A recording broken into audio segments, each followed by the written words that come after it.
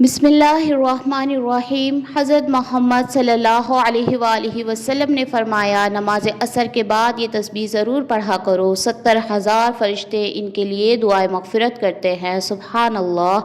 محترم ناظرین، 1400 سال پہلے قرآن پاک آپ صلی اللہ علیہ وآلہ وسلم پر نازل ہوا تھا، اور اللہ پاک نے ان کلمات کا ذکر قرآن پاک میں کئی مرتبہ ارشاد فرمایا ہے کہ کوئی انسان اگر 3 کلمات پڑھ لے، 70,000 فرشتے ان کے لیے دعائے رحمت اور مغفرت کرتے ہیں، اور ان کی حاجات کی منظوری تک اللہ سے گریہ زاری سے دعائیں مانگتے رہتے ہیں۔ اور ان کلمات کا تذکرہ حضور اقدس صلی اللہ علیہ وآلہ وسلم نے کچھ اس طرح فرمایا ہے۔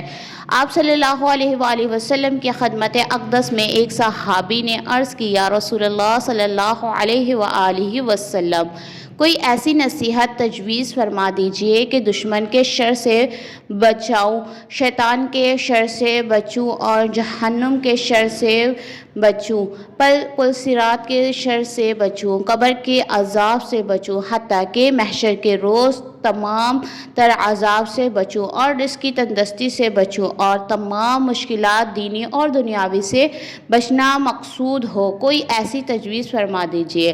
آپ صلی اللہ علیہ وآلہ وسلم نے فرمایا، میں تمہیں ایک ایسی تجویز دیتا ہوں، تم نماز عصر کے بعد ان آیات کریمہ کو پڑھ لیا کرو، جو بھی تمہاری حاجات ہوگی یہ آیات کریمہ اللہ سے فریاد کرتی رہے گی جب تک پڑھنے والے کی حاجات پوری نہ ہو۔ نماز عصر کے بعد یہ 3 آیات مبارکہ پڑھ لیا کریں۔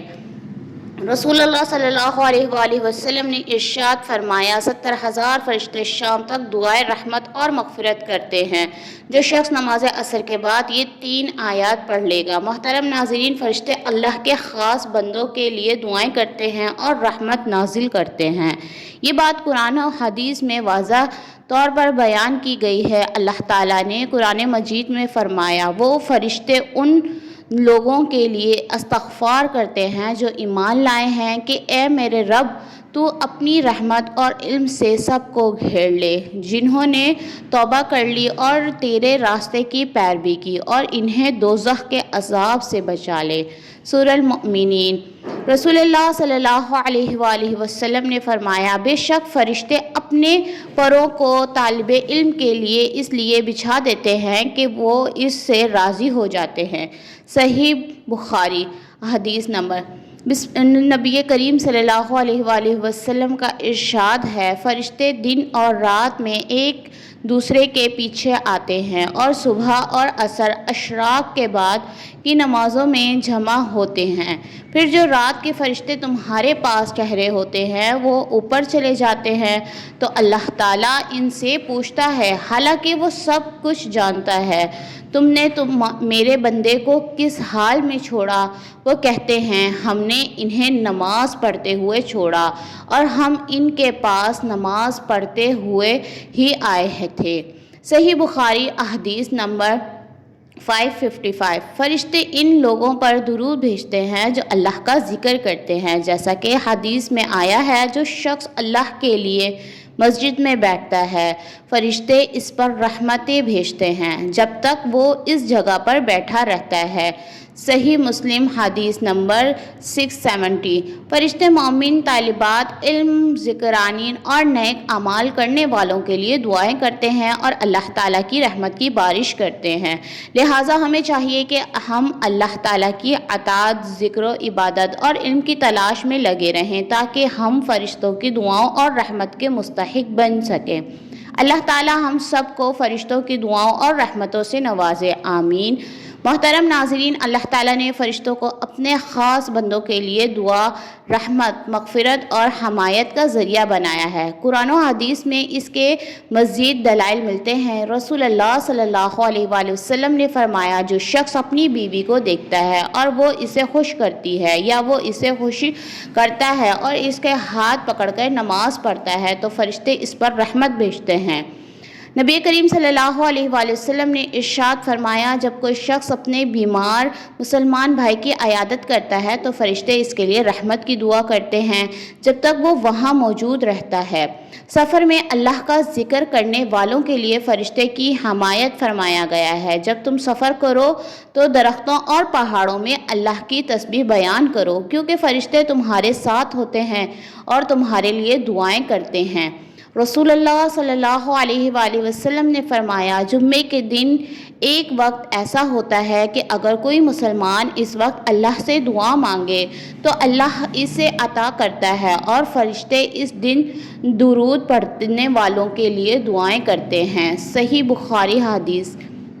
نبی کریم صلی اللہ علیہ وآلہ وسلم نے ارشاد فرمایا، اگر لوگ جان لیں کہ اذان اور صف اول میں کتنی فضیلت ہے اور ان کے لیے قرأ اندازی کے سوا کوئی چارہ نہ ہو تو وہ ضرور قرآن اندازی کرے، اور اگر وہ جان لے کہ نماز کے لیے جلدی آنے میں کتنی برکت ہے تو وہ ضرور سبقت کرے، اور اگر وہ جان لے کہ عشاء اور فجر کی نماز میں کتنی فضیلت ہے تو ضرور آئیں، خواہ رنگنے ہوئے ہی آنا پڑے۔ اور اس حدیث میں اشارہ ہے کہ فرشتے صف اول میں نماز پڑھنے والوں کے لیے دعائیں کرتے ہیں۔ اللہ تعالیٰ نے فرمایا، جو لوگ اللہ کے راستے میں اپنا مال خرچ کرتے ہیں، ان کی مثالیں ایک دانے کی سی ہے جس سے 7 بالیاں، اکثر ہر بالی میں 100 دانے ہوں، اور اللہ جس کے لیے چاہے اس سے زیادہ بڑھا دے۔ سورہ بقرہ۔ فرشتے ایسے لوگوں کے لیے برکت اور رحمت کی دعائیں کرتے ہیں۔ نبی کریم صلی اللہ علیہ وآلہ وسلم راضی والدین کی دعا فرشتوں کی دعا کے ساتھ ملتی ہے، اور اسی طرح یہ تسبیح پڑھنے والے پر فرشتے دعائیں رحمت کرتے ہیں۔ فرشتے نیک عمل کرنے والے، اللہ کے ذکر میں مشغول رہنے والے اور دوسروں کے حقوق ادا کرنے والے بندوں کو لیے دعائیں کرتے ہیں، لہٰذا ہمیں چاہیے کہ ہم نیکیوں کی طرف توجہ دیں تاکہ فرشتوں کی دعائیں ہمارے شامل ہو سکے۔ اللہ تعالیٰ ہمیں فرشتوں کی دعاؤں اور رحمتوں کا حقدار بنائے، آمین۔ محترم ناظرین، قرآن مجید میں اللہ تعالیٰ کا آخری کلام ہے جو نبی کریم صلی اللہ علیہ وآلہ وسلم پر نازل ہوا، اور دوسرے آسمانی کتابوں کی طرح اس میں کوئی تحریف نہیں ہے۔ ہمارا ایمان ہے کہ آج بھی ہم اس صورت میں ہمارے پاس موجود ہیں جسے 1400 سال پہلے رسول کریم صلی اللہ علیہ وآلہ وسلم پر نازل ہوا تھا، اور اس میں ایک بھی زیر زبر کی تبدیلی نہیں کی گئی، کیونکہ اس کی حفاظت کا ذمہ خود اللہ تعالیٰ نے لیا ہے۔ اللہ تعالیٰ نے ارشاد فرمایا، ہم نے یہ ذکر کر کے قرآن مجید نازل کیا اور ہم ہی اس کی حفاظت کرنے والے ہیں۔ اللہ تعالیٰ نے انسان کو اپنی بندگی کے لیے اس دنیا میں بھیجا تاکہ اپنے شکر گزار اور ناشکر بندوں کا امتحان لے سکے۔ اللہ نے انسان کی رہنمائی کے لیے فرشتے بھیجے اور ان کے ساتھ معجزات بھی اتارے، لیکن پچھلی قوموں نے اس سے روگردانی کی اور اللہ کے عذاب کو دعوت دی۔ اللہ تعالیٰ نے حضرت محمد صلی اللہ علیہ وآلہ وسلم کو عرب کی سرزمین پر اپنا آخری نبی بنا کر بھیجا، اور قرآن کو جبرائیل علیہ السلام کے ذریعے رسول اللہ صلی اللہ علیہ وآلہ وسلم پر معجزے کی صورت میں نازل فرمایا۔ اس کے بے مثال صفات ہیں جن میں سے ایک شفا بھی ہے۔ اللہ تعالیٰ نے خود قرآن مجید کو شفا قرار دیا ہے۔ یہ قرآن جو ہم نازل کر رہے ہیں مومنوں کے لیے تو سراسر شفا ہے اور رحمت ہے، اور ظالموں کا تو اس سے نقصان ہی بڑھتا ہے۔ اللہ تعالیٰ فرماتے ہیں، یہ تو ایمان والوں کے لیے ہی بیت الشفا ہے۔ قرآن پاک ایمان والوں کی شفاعت باعث ہے اور کفار اس کو نہیں سمجھ سکتے۔ اللہ کی رحمت بہت وسیع ہے اور ہر شخص اس کو اپنی ظرف اور ہمت کے مطابق استعمال کرتا ہے۔ اللہ تعالیٰ کی رحمت کو تمام سمندروں کی گہرائیوں میں لا کر ڈالا جائے تو بھی اس کی وسعت اور گہرائی ختم نہیں ہو سکتی۔ یہ حاصل کرنے والوں پر منحصر ہے کہ اس کو کیسے اور کتنا حاصل کر سکتا ہے۔ اللہ تعالیٰ فرماتے ہیں، اے لوگو، تمہارے پاس تمہارے رب کی طرف سے ایک ایسی چیز آئی جو نصیحت اور دلوں میں جو ہے ان کے لیے شفا ہے اور رہنمائی کے لیے والی ہے اور ایمان والوں کے لیے رحمت ہے۔ آقا صلی اللہ علیہ وآلہ وسلم کی قرآن سے بحث بے مثال تھی۔ حضرت محمد صلی اللہ علیہ وآلہ وسلم کی پوری زندگی قرآن کی تعلیمات پر عمل کرنے کا نمونہ تھی۔ آپ نے قرآن کے احکامات کو اپنی زندگی میں نافذ کیا اور دوسروں کو بھی ان پر عمل کرنے کی تلقین کی۔ حضرت عائشہ صدیقہ رضی اللہ تعالی عنہا سے روایت ہے، آپ صلی اللہ علیہ وآلہ وسلم کا اخلاق قرآن تھا۔ آپ صلی اللہ علیہ وآلہ وسلم باقاعدگی سے قرآن کی تلاوت کرتے تھے۔ خاص طور پر رات کی عبادات میں آپ خود بھی قرآن پڑھتے اور دوسروں سے بھی قرآن سننے کا شوق رکھتے۔ حضرت عبداللہ بن عباس رضی اللہ تعالی عنہ سے روایت ہے، نبی کریم صلی اللہ علیہ وآلہ وسلم سب سے زیادہ سخی تھے اور سب سے زیادہ سخاوت رمضان کے مہینے میں کرتے تھے۔ حضرت جبرائیل علیہ السلام آپ سے ملتے اور آپ کے ساتھ قرآن کا دورہ کرتے۔ آقا صلی اللہ علیہ وآلہ وسلم نے صحابہ کو قرآن کی تعلیمات دی اور ان کی تعلیمات کو پھیلایا۔ آپ نے لوگوں کو قرآن کے معانی اور مفہوم سکھائے اور اس کی حکمتیں بیان کی۔ آقا صلی اللہ علیہ وآلہ وسلم وحی کا انتظار کرتے تھے اور جب وحی آتی تو خوشی اور سکون محسوس کرتے۔ آپ کے دل میں قرآن کے الفاظ کی قدر و منزلت بہت زیادہ تھی۔ آقا صلی اللہ علیہ وآلہ وسلم دعاؤں اور اذکار میں قرآن کے الفاظ شامل ہوتے تھے۔ آپ کی دعاؤں میں قرآن کی آیات کا ذکر اور استعمال ہوتا تھا۔ یہ تمام پہلو آقا صلی اللہ علیہ وآلہ وسلم کی قرآن سے بے پناہ محبت اور عقیدت کو ظاہر کرتے تھے۔ آپ صلی اللہ علیہ آپ کی زندگی میں قرآن کی تعلیمات کی جھلک نمایاں تھی اور انہوں نے اپنی امت کو بھی یہی قرآن کے قریب رہنے کی تلقین کی۔ قرآن مجید ہر طرح کی روحانی، جسمانی اور نفسیاتی بیماریوں کے لیے شفا ہے۔ قرآن مجید خود بیان کر رہا ہے دلوں کی روگ یعنی حسد کی کیسے کینہ، بغض، منافقت، ڈپریشن اور اسی طرح کی اور مصیبتیں، یہ ان کے لیے شفا ہے۔ اللہ تعالیٰ کا ذکر روح کی غذا ہے اور جسم کو طاقت اور توانائی بخشتا ہے۔ محترم ناظرین، اللہ تعالیٰ کی رحمت بے حد اور بے حساب، جیسا کہ قرآن پاک میں ارشاد ہے، میری رحمت ہر چیز کو گھیرے ہوئے ہے۔ اللہ تعالیٰ کی رحمت ہی ہمارے وجود، رزق، مغفرت اور ہدایت ممکن ہے۔ وہ غفور الرحیم ہے، اپنے بندوں پر انتہائی مہربان ہے، چاہے وہ کتنے ہی گناہ گار کیوں نہ ہو۔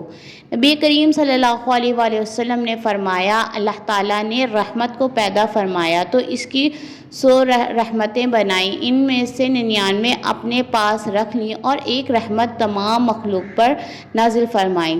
محترم ناظرین، ہمیں ہر حال میں اللہ کی رحمت سے مایوس نہیں ہونا چاہیے بلکہ توبہ اور نیک اعمال کے ذریعے اس کی رحمت کو تلاش کرنا چاہیے۔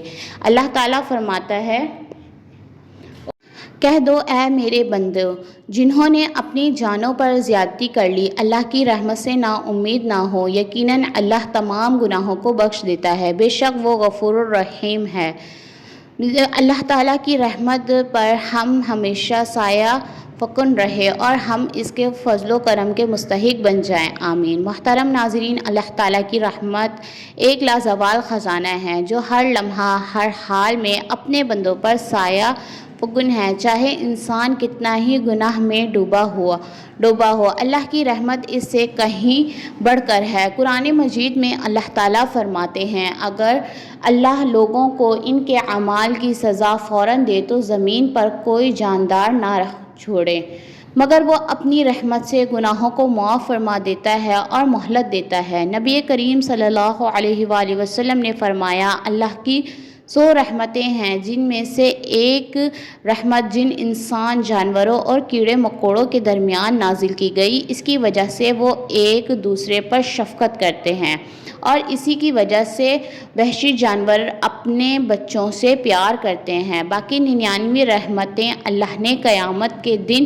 کے لیے محفوظ رکھی ہیں۔ صحیح مسلم۔ اللہ تعالیٰ گناہ گار کے توبہ کرنے پر خوش ہوتا ہے، جیسا کہ حدیث قدسی میں آتا ہے، اللہ اپنے بندوں کی توبہ پر اس سے زیادہ خوش ہوتا ہے جتنا تم میں سے کوئی شخص اپنے اونٹ کو کھلے میدان میں پا کر خوش ہوتا ہے۔ محترم ناظرین، اللہ کی رحمت سے کبھی مایوس نہ ہوں۔ چھوٹے سے چھوٹا ایک عمل بھی اس کی رحمت کو جذب کرنے کا ذریعہ ہے۔ ایک لمحے کی توبہ، ایک نظر رحمت، ایک دعا کی قبولیت، یہ سب اللہ تعالیٰ کی رحمت الہی کے دروازے کھول دیتے ہیں۔ بس میں یہ رحمت ان کے لیے لکھ دوں گا جو تقوی اختیار کریں، زکوٰۃ دیں اور میری آیات پر ایمان لائیں۔ اللہ ہم سب کو اپنے وسیع رحمت کا حقیقی مستحق بنائے، آمین۔ محترم ناظرین، آج کا وظیفہ نماز عصر کے بعد آپ نے 3 آیات پڑھنی ہیں جو کہ بہت ہی زیادہ فضیلت والی آیات ہیں۔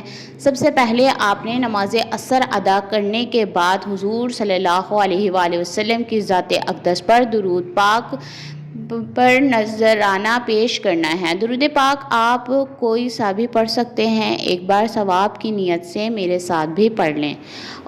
اللہم صلی علی محمد وعلی آل محمد کما صلیت علی ابراہیم وعلی آل ابراہیم انک حمید مجید۔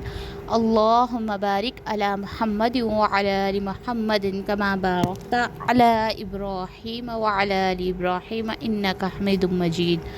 درود پاک پڑھنے کے بعد آپ نے سورہ حشر کی آخری 3 آیات پڑھنی ہیں۔ یہ آیات آپ نے صرف 11 مرتبہ پڑھنی ہے۔ اللہ الذی لا الہ الا هو عالم الغیب والشہادہ هو الرحمن الرحیم اللہ الذی لا الہ الا هو الملک القدوس السلام المؤمن المہیمن العزیز الجبار المتکبر سبحان اللہ عما یشرکون اللہ الذی خالق الباری المصور له الاسماء الحسنى یسبح له ما فی السماوات والارض وهو العزیز الحکیم۔ یہ آیات 11 مرتبہ پڑھنے کے بعد آپ نے 21 مرتبہ سورہ کوثر پڑھنی ہے اور آخر میں پھر وہی درود پاک پڑھنا ہے جو شروع میں پڑھا تھا۔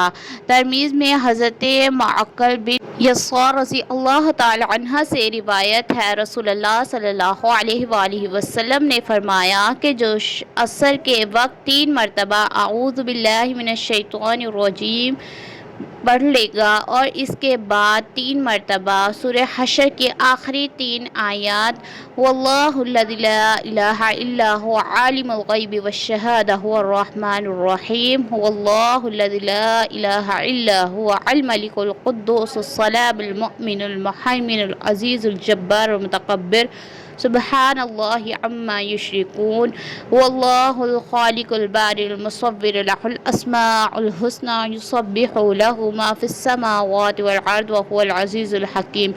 پڑھ لے تو اللہ تعالیٰ 70,000 فرشتے مقرر فرما دیتے ہیں جو صبح سے لے ان کے لیے رحمت کی دعا کرتے ہیں۔ اگر اس دن وہ مر گیا تو شہادت کی موت حاصل ہوگی۔